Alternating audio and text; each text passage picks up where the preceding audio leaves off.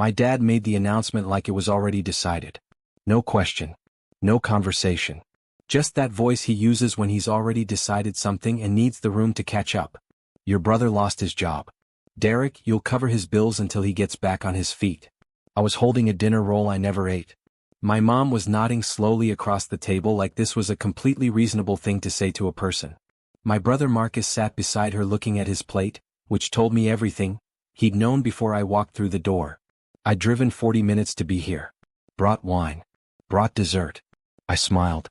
Not because I was okay, but because I've learned over many years that this family reads any other expression as aggression, and I wasn't ready for that fight yet.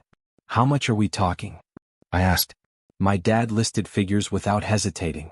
Rent, utilities, car insurance, phone bill. It was more than my own monthly expenses.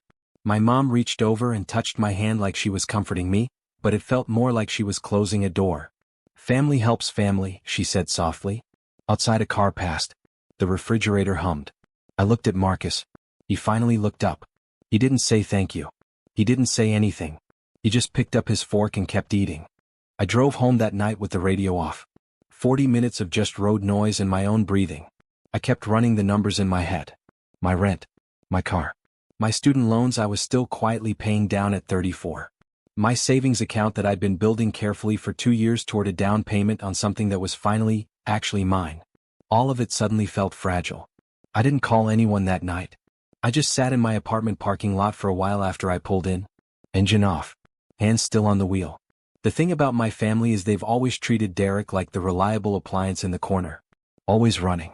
Never needs maintenance. Just plug in your problem and wait for Derek to fix it. First it was my cousin's car repair. Then my aunt's medical bill. Then Marcus's rent once before 2 years ago, which was supposed to be a loan. I never saw $1 back. Nobody called it what it was. I went inside. Made coffee I didn't need at 11 at night. Sat at my kitchen table with a notepad. I wrote down every dollar I'd given this family in the last 5 years. The number surprised even me. I sat with it for a long time. Then I wrote 3 words underneath it. Not this time. My mom called Tuesday morning. Early. Before work. That itself was a signal. She only calls early when she wants to catch Derek before the day gives him excuses. Have you looked into Marcus's bills yet? She asked. No, good morning. No, how are you? I told her I was still thinking about it. The silence on her end was carefully constructed. That particular kind of maternal silence designed to make you feel selfish for breathing. Derek. Just my name. One word. Waited like a sentence. I told her I had a meeting and hung up gently. At work I couldn't concentrate. I kept thinking about that dinner table. The way nobody asked. The way Marcus sat there eating like the whole conversation was about someone else's life. The way my dad listed those figures from memory, which meant he'd already calculated exactly what Derek could absorb. That was the part that stayed with me. He'd done the math beforehand. Not Marcus. Not my mom. My dad had sat somewhere quietly and calculated what his son could carry without breaking, and then announced it at dinner like a business decision. I called my friend Paulie after lunch. Told him everything.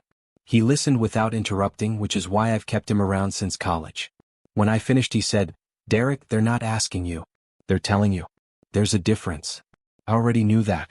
I just needed someone else to say it out loud. The following Sunday I went back. I'd spent the whole week preparing. Not emotionally, I was past that. Practically. I knew exactly what I was going to say and exactly how I was going to say it. My mom made pot roast. The good kind, the kind she only makes when she wants the room to feel warm and agreeable. I noticed that immediately. We ate mostly in silence for the first 20 minutes. Then my dad set down his fork and looked at Derek directly. So, Marcus needs an answer. We need to know you're stepping up. My mom folded her hands. Marcus stared at his plate again, that same performance of innocence. I put down my own fork slowly. I smiled. The same smile from last week. That's actually great, I said. I've been thinking about this all week and I completely agree. Family helps family. My mom visibly relaxed.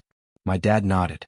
So since we're all helping Marcus get back on his feet, I continued, he should obviously move in here with you. You have the extra room. You're retired so you have the time. It makes way more sense than sending money across town. The temperature in the room changed instantly. My dad's expression shifted. My mom's hands unfolded. Marcus finally looked up. I kept my voice completely even. Because Derek isn't a bank account. And I'm done being treated like one. Complete silence. The refrigerator hummed again. My dad's face did something I'd never seen it do before. It went blank. Not angry blank. Confused blank. Like a man who typed a password he'd used for 20 years and suddenly got an error message. My mom found her voice first. Derek, that is incredibly selfish. Your brother is struggling. I know he is, I said. Still calm. That's why I'm suggesting he move in here. Problem solved. That's not the same thing. Why isn't it? She didn't have an answer ready for that. I could see her searching. My dad leaned forward. We're on a fixed income, Derek. You know that. I'm on a fixed income too, Dad. I just also have rent, loans, and a savings account I've been building for 2 years that apparently everyone at this table has already mentally spent. Marcus made a sound. Not quite a word. I looked at him directly. Do you have anything you want to say to me, Marcus? Anything at all? He opened his mouth. Closed it. I didn't think so, I said quietly. I folded my napkin. Placed it beside my plate. Pushed my chair back slowly. I love this family, I said. But I've been the financial shock absorber for 11 years and nobody has ever once asked how Derek is doing. Not once. I picked up my jacket from the back of the chair. Nobody stopped me. They called. Obviously. My dad called twice that night. Left one voicemail that was mostly silence and then 3 words, call me back. My mom called 4 times across 2 days. Each message slightly different in strategy. First disappointed. Then gentle. Then wounded. Then a very carefully constructed guilt trip about her blood pressure that I recognized immediately because she'd used the same one in 2019 when I missed Christmas for a work trip. I didn't call back. Not immediately. I needed the silence. I needed to sit inside my own decision for a few days without someone else's voice filling up the space before I'd fully claimed it. Paulie checked in Thursday. Asked how I was holding up. Honestly? I told him. Better than I expected. And that was true. There was something uncomfortable but also clean about it. Like Derek had finally stopped holding his breath after a very long time underwater. Marcus texted once. Friday night late. You really gonna do this to me? I stared at that message for a long time. Do this to him. 11 years of quiet, consistent, unacknowledged financial generosity and my brother had reframed my boundary as something I was doing to him. I didn't respond. Instead I called my bank Saturday morning and set up an automatic transfer. Increased my down payment savings by exactly the amount my dad had listed at that dinner table. Every month. Automatic. Derek was building something now. 3 weeks later my mom called from a different angle. She'd clearly regrouped. The voice was softer, more careful. She asked about my week first, which she almost never does. Asked about work. Asked if I'd eaten properly. I let her talk. Then she arrived at it gently. Marcus had found a part-time job but it wasn't enough. They'd looked at the numbers. They couldn't absorb him fully without some help from Derek. Just half, she said. Just until he stabilizes. I asked her one question. Mom, in the last 11 years has anyone in this family ever called to ask how Derek was doing financially? Not to ask for something. Just to ask. Long silence. That's not fair. It's a yes or no question. She didn't answer it. I told her I loved her. I told her I hoped Marcus's job worked out.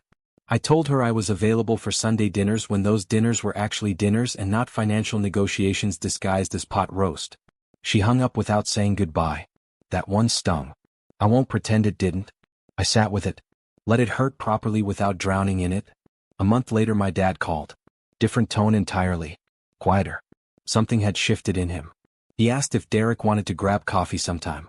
Just the 2 of us. No agenda. I said yes. Some doors you leave open even after everything. Not for them. For yourself. My dad and I got coffee on a Thursday morning in November. He looked older than I remembered. Smaller somehow. Like the years had been quietly editing him down to something more honest. We talked about small things first. His garden. My work. The neighborhood where I grew up that was changing faster than either of us were comfortable with. Then he set down his cup and looked at Derek directly. I didn't see it, he said. What we were doing to you. I genuinely didn't see it. I believed him. That was the complicated part. It wasn't malicious. It was just a pattern nobody ever questioned because Derek never made them question it. I was reliable. I was stable. I was the son who didn't cause problems, which meant I was the son who absorbed them instead. Marcus stabilized eventually. Found full-time work 8 months later. Never apologized. Probably never will. I bought my apartment 14